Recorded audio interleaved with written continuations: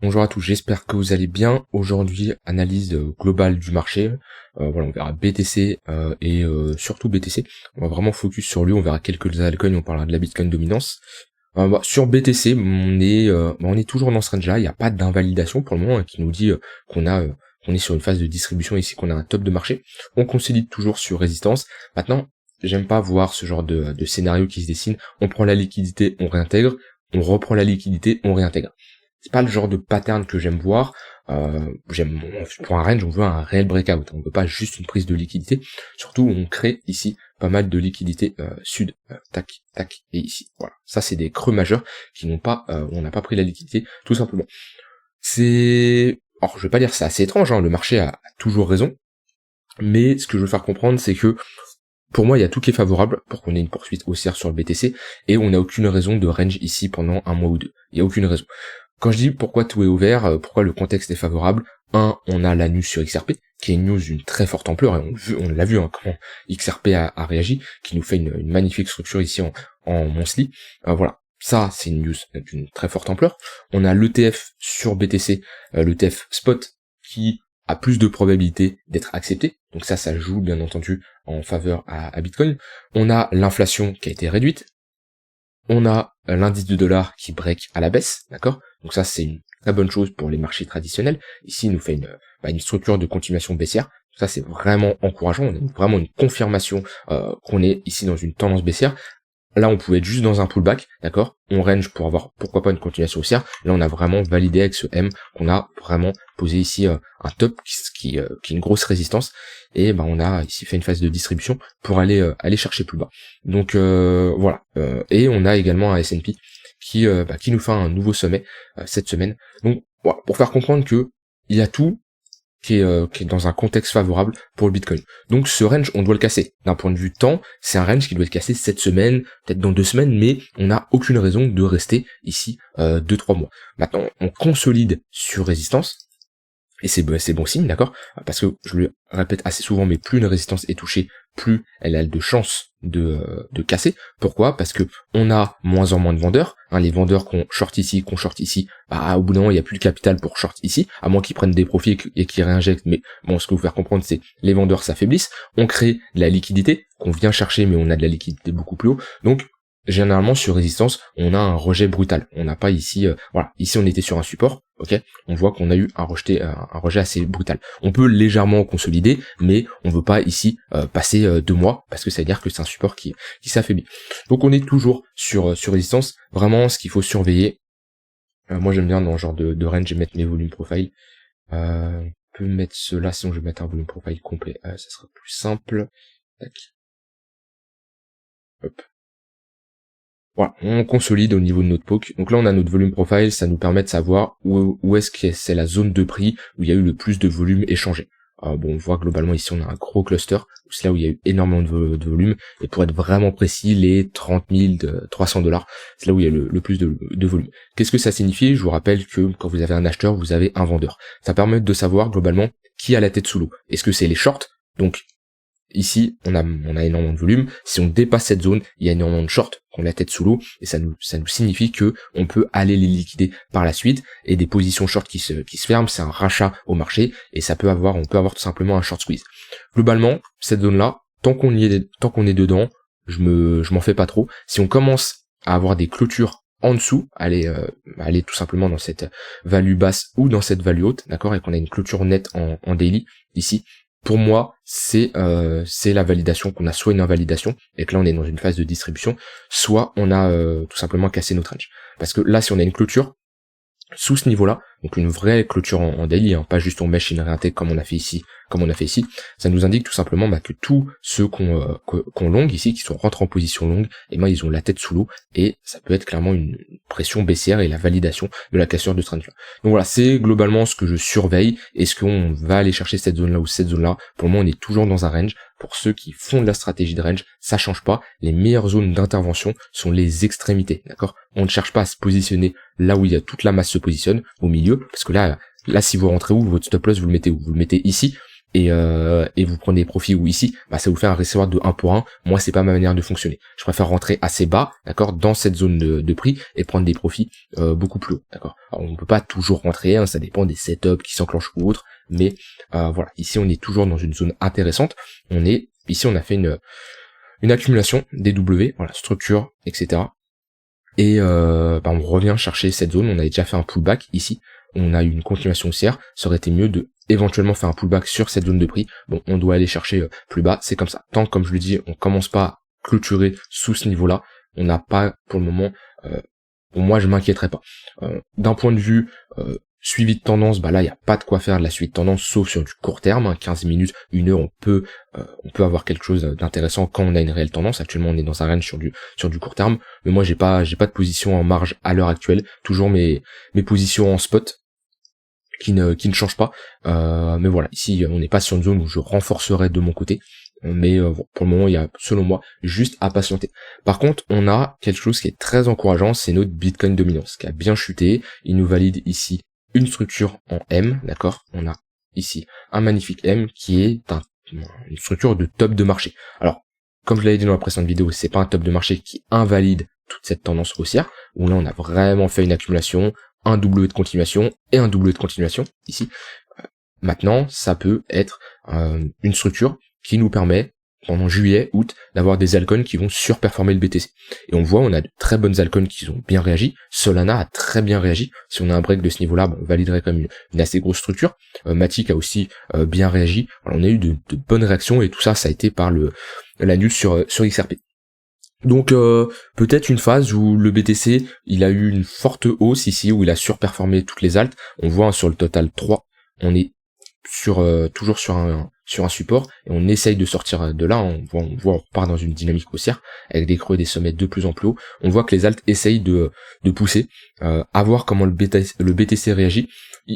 En vrai, s'il reste dans son range et on a des altcoins qui en profitent, pourquoi pas. Par contre, si, comme je dis, on a une clôture sous ce niveau-là, je vois mal un scénario où le BTC chute et les altcoins performent. Ça arrive dans certains cas où au moins ils prennent moins cher, mais au vu du contexte quand même, j'ai du mal à voir vraiment des altcoins qui surperforment le BTC assez fort, et qu'on ait une chute brutale de la Bitcoin Dominance. Maintenant, c'est toujours une éventualité, mais ça m'étonnerait pas d'avoir une juillet-août où le BTC ne fait pas grand chose, qui clôture à la limite, mais c'est un faible mouvement, voilà, qui l'est cherché, pourquoi pas, c'est 34, la grosse target, hein, c'est les 36 000 $, mais qui casse légèrement, et des altcoins qui en profitent.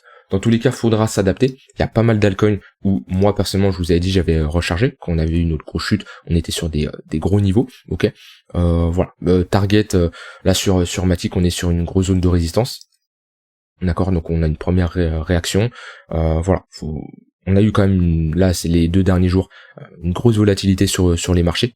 BNB, on est vraiment bloqué dans une box qui est vraiment intéressante pour rentrer en position. Avax a très bien réagi aussi. On voit qu'il y a des altcoins qui essayent de... après il est sur résistance, hein. Là on va arriver sur une grosse zone quand même. Mais on voit qu'il y a des altcoins qui essayent de sortir. Maintenant pour moi, c'est le BTC quand même, je vais surveiller. On est potentiellement sur une zone où on a quand même ici 3 impulsions haussières. Pour moi, le BTC a encore la force d'aller chercher une dernière impulsion. Ceux qui pensent que BTC va faire un nouvel ATH en 2023, pour moi, il y a très peu de probabilités. On n'est jamais sûr de rien, mais il y a peu de probabilités. J'ai vu un tweet qui m'a paru intéressant. Un mec qui disait tout le monde attend l'halving, tout le monde pense que le prochain cycle sera après l'halving, et est-ce que pour piéger un maximum de gens, on fera pas ce cycle avant l'halving. Donc admettons un cycle là dans 1 an, on fait un nouvel ATH, et quand on a notre halving, c'est un top temporaire de marché. On peut pas prédire ce genre de choses, d'accord. Maintenant, voilà, avec la psychologie humaine, faut chercher à voir comment les gens se comportent, ce qui n'est pas tout le temps facile, hein, ça dépend de la période, mais faut prendre en compte toutes les éventualités. Dans tous les cas, moi j'estime que c'est ici, hein. Si on devait rentrer en position, c'est dans toute cette zone. On a eu largement le temps de rentrer, que ça soit sur BTC ou sur les altcoins. On commence à sortir de notre zone de rechargement, puisqu'on y est toujours dedans. Moi, la zone de rechargement, c'est vraiment la zone que je regarde, où je me dis, ok, tant que je suis dans cette zone, je peux vraiment faire de l'investissement long terme. Au-dessus, ça commence à être le public, entre guillemets, qui commence à acheter, et c'est plus là où je vais pas spécialement prendre des profits aussi bas sur du très long terme, hein, mais voilà, c'est la zone où je me méfie et je ne cherche plus trop à investir. Donc on a eu quand même 1 an pour rentrer en position. Le mec qui est à l'heure actuelle 100% USDT, 0% crypto, selon moi, c'est qu'il doit revoir sa stratégie, sa méthode de fonctionner. S'il s'attendait aux 14 000 $, bah, malheureusement, il y en a plein qui l'ont attendu et qui ont FOMO beaucoup plus haut. Voilà, chacun sa manière de fonctionner. Mais sur des altcoins, on est toujours dans des très bonnes zones pour recharger. Voilà, on est sur support, sur Dodge, on est par exemple un exemple de Dodge, hein. Bon, moi c'est pas chacun investit dans les altcoins qu'on veut, mais ça c'est une bonne charte quand même où on est sur un gros support. Voilà. Mais bon, méfiance quand même où le BTC, techniquement, on pourrait se faire rejeter, revenir chercher encore les 25 000 $ et faire une plus grosse structure. Rien ne nous dit qu'on va pas faire ça. Mais moi j'attends une résolution à la hausse ou à la baisse pour vraiment plutôt d'un point de vue margin me positionner pour la suite. D'un point de vue spot, j'ai pas grand chose à renforcer, à moins que si le BTC me propose des prix beaucoup plus bas, vers les 20-21 000 $, mais c'est pas le scénario qui est envisagé pour le moment. Vu comme je dis, on est dans une tendance haussière et on a plus de chances d'avoir une continuation de cette tendance. D'un point de vue order flow, on a eu un funding négatif assez rapidement. C'est encourageant, c'est-à-dire que là on a eu une phase de capitulation où beaucoup de gens ont cherché à short le marché, ok, qui croyaient plus trop au move. C'est intéressant d'avoir ces périodes de funding négatifs, hein, où souvent les bottoms de marché se posent quand on a qu'on a ces phases de funding négatif, ok. Alors c'est pas systématiquement le cas, hein, mais après pour vraiment être précis, moi le funding j'aime bien, hop là on est où là, j'aime bien déterminer deux zones au-dessus de 0,01 pardon, j'estime qu'on est proche d'un top, ok, parce que le funding dans tous les cas faudra qu'il soit positif ou négatif. Si on, voilà, faut qu'on ait un funding, c'est obligé, hein, pour les contrats futurs. Donc des fois c'est pas très significatif en fonction des données qui nous donnent. Voilà, moi j'estime que il est intéressant d'être utilisé quand on est au-dessus de cette borne ou en dessous. Vu que le funding est rarement négatif, on peut resserrer la borne basse, mais voilà, moi c'est les deux zones que je surveille, et quand vraiment on commence à la dépasser, je me dis ok, là il y a une anomalie de marché, soit les gens sont en train de FOMO longue, mais on n'est pas loin d'un top de marché. Et voilà, on le voit ici, on dépasse légèrement. Voilà. Après, c'est un indicateur comme un autre, hein. Ça ne donne pas de méthode miracle, hein. Des fois, on va avoir une tendance haussière quand on va défoncer le funding et on va poursuivre notre tendance, mais souvent, ça nous donne des bonnes indications. Voilà, là, on le dépasse légèrement, on est sur un top de marché. Ici, on le dépasse légèrement, on consolide jusqu'à avoir une baisse de notre funding pour avoir une reprise. Voilà, là, gros funding négatif. Ok, ici, on l'explose, on est sur un top de marché. Voilà, moi je trouve que c'est des données pertinentes. Ça ne n'indique pas que c'est une retournement de tendance, comme on le voit ici, hein. Gros funding positif, ok. Gros funding positif. Est-ce que ça nous dit que c'est un top de marché? Non, on va consolider, abaisser notre funding et on voit que là le funding repasse négatif. Ok, on peut avoir une poursuite haussière. Mais voilà, moi je trouve que c'est un indicateur qui est pertinent et qui permet de voir un peu la psychologie, comment les gens pensent, et est-ce qu'on est plutôt sur un top ou un bottom de marché. Sinon rien d'autre à ajouter, ça short pas mal ici. Alors, je suis sur Binance ici, hein, donc ça va dépendre, hein, le CVD ça va dépendre toujours de l'exchange auquel on est, mais ça short pas mal. Ici on voit qu'on fait des creux de plus en plus bas sur le CVD, et sur le cours on est dans un range, donc ça montre qu'il y a pas mal de shorters agressifs, mais comme d'hab, hein.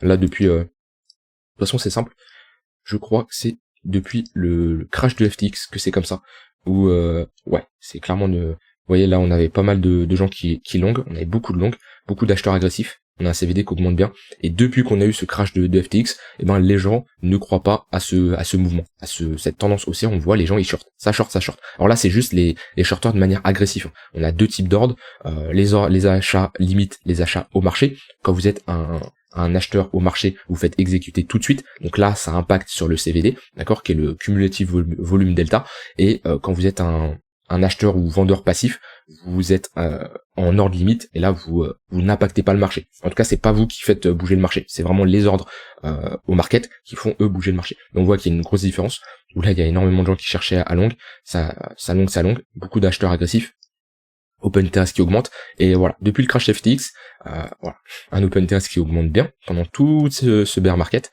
donc des gens qui qui rentrent en position. L'open interest, c'est pas juste les longues, c'est la somme longue plus short. Donc il y a beaucoup de monde, et depuis le crash de FTX, les gens ils sont un peu calmés. Voilà, ça a calmé beaucoup de monde, et on voit que depuis cette phase là, on est globalement dans un range sur l'open interest avec beaucoup de gens qui shortent cette tendance haussière parce qu'ils ne croient pas tout simplement au mouvement. Alors ça se voit un peu moins récemment, mais vraiment au début là, c'était assez hallucinant. Il y avait beaucoup de gens qui se disaient ok, c'est un faux rallye.